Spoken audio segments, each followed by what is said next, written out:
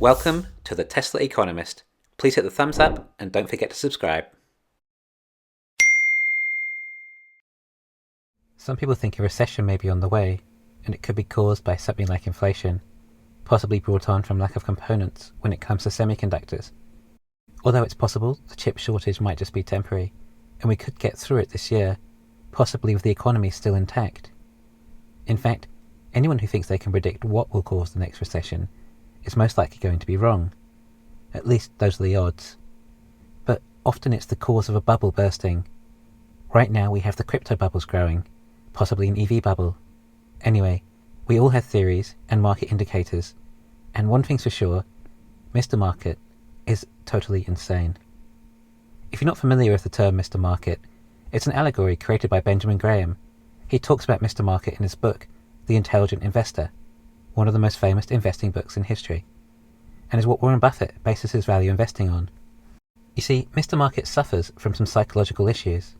He's a manic depressant with a serious bipolar disorder, infused with human emotions of greed, regret, and fear. We have these insane market reactions. When the market booms, investors start to think that this is it. The world has changed. Assets will always be valuable. You have to get in. Fear of missing out, or else you will forever be a have-not. This is why, the last few months before a crash, bubbles are the craziest. Then, when it crashes, people are depressed and start to think, this is how it will always be. The economy won't recover. They've likely been hurt on their investments and are now apprehensive to try investing again. This is actually a major reason why the market took so long to recover after the Great Depression. It wasn't so much that the businesses weren't succeeding, it was that people were still so fearful of what had happened in the Great Depression. It basically took an entire new generation until investing became more mainstream again. Contrarians try and time these market events and hold cash through the bubbles and wait until the crash to buy up assets on sale. These days, we think we are all more educated when it comes to investing, and we have more history and widely available knowledge at our disposal. We understand things like PE ratios better, although we still had the dot-com crash and GFC. It's hard identifying a bubble or predicting a recession, and this is why we compare it to catching falling knives. I'm not a fan of the discredited Keynesian economics. Despite it being antiquated, it's how all governments still function, but I thought Keynes' quote, "The market can remain irrational longer than you can remain solvent," holds very true. This was after he'd learned the folly of market timing by losing a lot of his money. But when there actually is a recession, what will it mean for Tesla? How will Tesla fare in a market downturn? The automotive industry is a particularly cyclical industry. That means it is sensitive to economic cycles. When the economy does well, people buy cars. When it's not performing, people don't buy cars. Makes sense, right? What with cars being the largest popular consumer item that people purchase. But what about electric vehicles? Well, given the reason that EVs have only a few % market share of autos now is due to supply, not demand, then perhaps it might come off better than the ICE industry. The aggregate demand of EVs is much higher than what Tesla can manufacture. Tesla try to control the demand as much as they can with pricing, and can thus get away with extremely high margins at these prices, because people are willing to pay for them. But, at the same time, if you compare an ICE vehicle with equal specs, then the Tesla is simply in a different league. So, although you could argue the price of a Tesla is high, you could equally argue that the equivalent BMW is significantly more expensive. I think a fair comparison might be a Tesla Model 3 Performance to a BMW M3, except the BMW only does 0 to 60 in around 3.8 seconds. The Tesla is at 3.1. Price difference being $57,000 for the Tesla and $70,000 for the BMW, not to mention the extra running cost of the BMW and the lack of features when compared to the Tesla, that would likely add a further $10,000 onto the price of the BMW, let alone any autopilot. In other words, a Tesla is a bargain, and we could take it to the extreme and compare a $3.5 million Bugatti with an even quicker $150,000 Model S Plaid Plus. Okay, so in a recession there is less overall demand for autos, but if you can't fulfill your current demand, how much will it actually affect your business? Look at it like this. In the global financial crisis, something like 16 million cars were sold in the US in 2008. Then it dropped to about 10 million cars in 2009. Big drop, over 30%. Now, say for example the demand for EVs is 2 million cars a year, but perhaps around 500,000 are being supplied. Then if demand drops 30%, we're down to demand for about 1.4 million EVs, and perhaps supply is up to 1 million. That would mean there are still enough customers to buy all the cars Tesla makes. Sure, perhaps less people are upgrading to the long range or Plaid editions, but in this scenario, Tesla is still actually able to grow through a recession. On top of that, Tesla don't seem to have any issues adjusting prices, not just reducing them, but raising them too, or even removing cheaper trim versions because there is enough demand for the more expensive versions. Does anyone recall the $35,000 standard version Model 3? Likewise, the standard Model Y too. They're able to do this at lightning speed as well. I don't believe a traditional ICE manufacturer could adjust prices so quickly. Anyway, the point I'm getting at here is that in a recession, if necessary, Tesla can simply reduce their prices a bit to increase the demand, if it actually was below supply. Of course, we know that Tesla's margins are increasing considerably too, with 4680 and structural battery packs. So they have a lot of room to work with, unlike all their competitors, that have literally no room to work with. And talking about lowering prices is a great segue to Model 2, a $25,000 Tesla. Clearly, people do still buy new cars in a recession, but the average price consumers spend on a car drops. However, a $25,000 Tesla is highly affordable, and I compare it to a 5-year cost of ownership to a $15,000 ICE car. In other words, it's a really cheap car, and people talk about Tesla potentially being undercut by a Chinese EV company. Well, if they are, then so what? For starters, the market is big enough for more competition, and cheaper doesn't even mean it will sell better. Cheap enough is cheap enough. Brand and image are real, and people are willing to pay for them. For example, Mercedes outsells Skoda. They bring people pleasure and value. Besides, if you bought a cheap Chinese EV, everyone would just ask, why didn't you buy a Tesla? And what's the only answer? I couldn't afford one? Consumers don't want to look like failures or look cheap. Anyway, we're digressing too much on marketing here.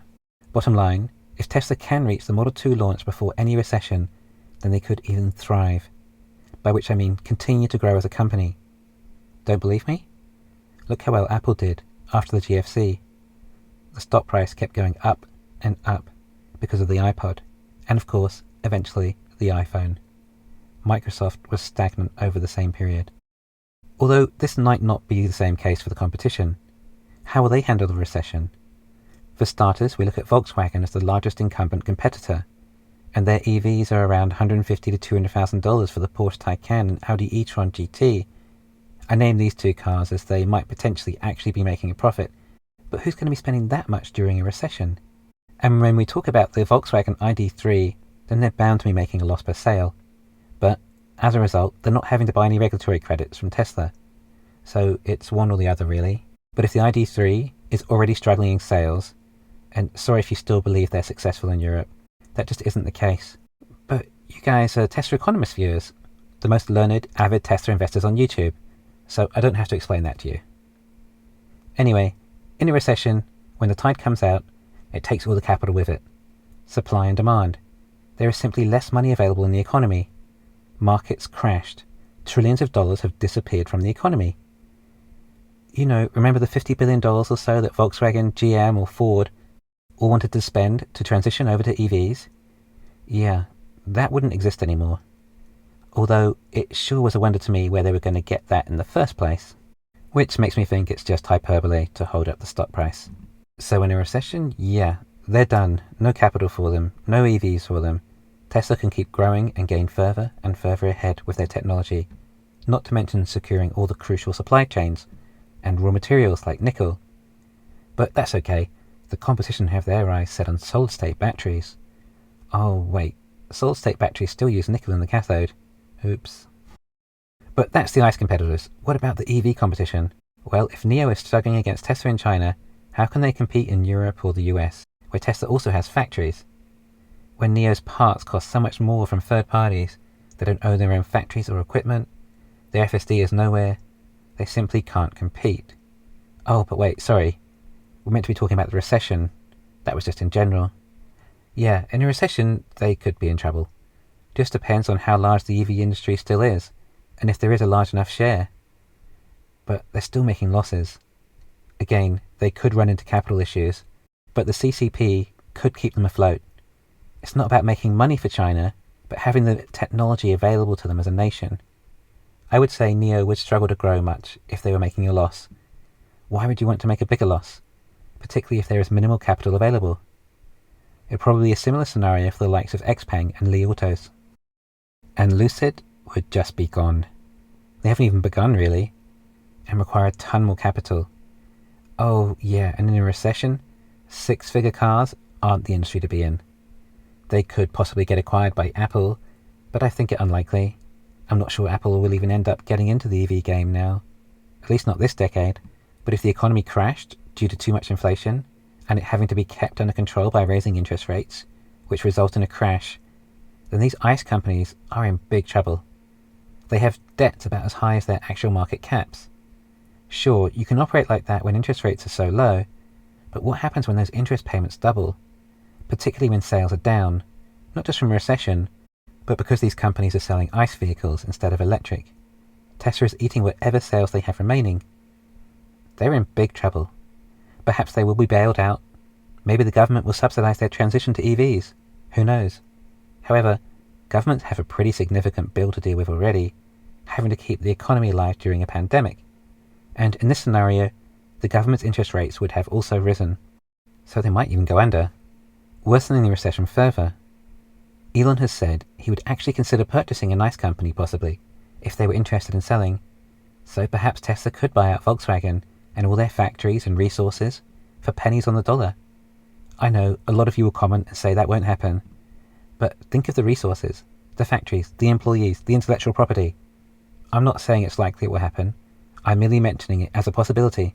But once we come out of a recession, then it's likely there'll be fewer competitors left standing, and those that remain will be even further behind Tesla than they are now. Tesla will just have too strong a moat. Okay, not a moat, Elon doesn't like moats. Let's just say a barrier to entry that will be practically impenetrable. Tesla would just about have a monopsony on all other battery manufacturers, as they would probably purchase about 95% of the world's batteries. Yes, I think Tesla can handle a recession and come out stronger on the other end, but I think it would be highly beneficial if they released the Model 2 before, and it's possible the stock could continue to rise through it all as well. Thanks for listening, please hit the thumbs up, and don't forget to subscribe.